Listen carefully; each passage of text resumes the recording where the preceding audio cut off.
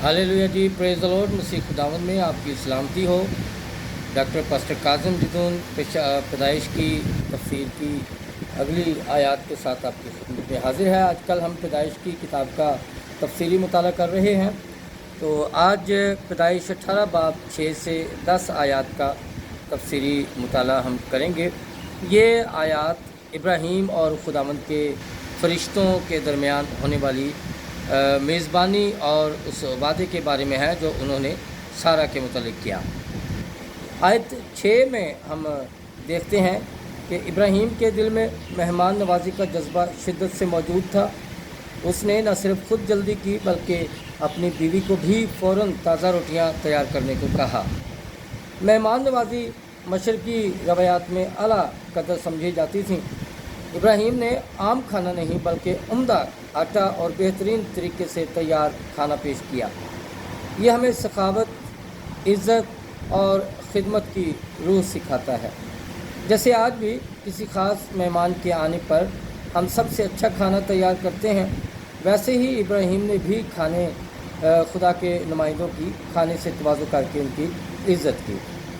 आयत 7 में हम देखते हैं कि इब्राहीम सिर्फ खुश्क रोटी पर इत्मीनान न कर सका बल्कि गोश्त भी मुहैया किया और फ़ौरन एक मोटा बछड़ा ज़बह करवाया। ये सखावत, खुलूस और मेहमान की इज़्ज़त का आला नमूना है। ये ज़ाहिर करता है कि खुदा के फरिश्ते या नुमाइंदे उस वक्त आम इंसानों के मानद खाते पीते नज़र आते थे। आयत 8 को हम देखें तो इब्राहीम न सिर्फ खाना तैयार करवाता है बल्कि ख़ुद अदब व एहतराम से खड़े होकर उनकी खिदमत करता है। ये आजिज़ी और ख़िदमत गुजारी की अलामत है। यह खुदा की हजूरी में एहतराम की तालीम देता है। बाज़ मुफस्सिरीन जैसे मैथ्यू हेनरी इस मंज़र को खुदा की हजूरी में खुलूस व खिदमत का नमूना करार देते हैं। बाज़ ये मानते हैं कि इन फरिश्तों में से एक खुदावंद की खुद तजल्ली था। आयत 9 में हम देखते हैं कि खुदा के फरिश्तों ने सारा के बारे में पूछा, हालांकि वो सब कुछ जानते थे। ये सवाल उनकी तरफ से एक मुकाशफा देने का इब्तदाई इशारा था। जैसे उस्ताद बच्चे से सवाल पूछकर उसके अगले मज़मून की तरफ ले जाता है, वैसे ही फरिश्ते भी सारा के हवाले से खुदा की मर्ज़ी बयान करने जा रहे थे। आयत 10 को जब हम देखते हैं तो ये खुदा की तरफ से वादे की तस्दीक है। इस्माइल के बाद इब्राहीम को बताया गया कि सारा से भी बेटा पैदा होगा जिसका नाम इसहाक होगा। तो ये खुदा का मौजूदाना वादा था। सारा की उम्र ज़्यादा थी, इसलिए इंसानी लिहाज से बच्चा होना नामुमकिन नज़र आता था।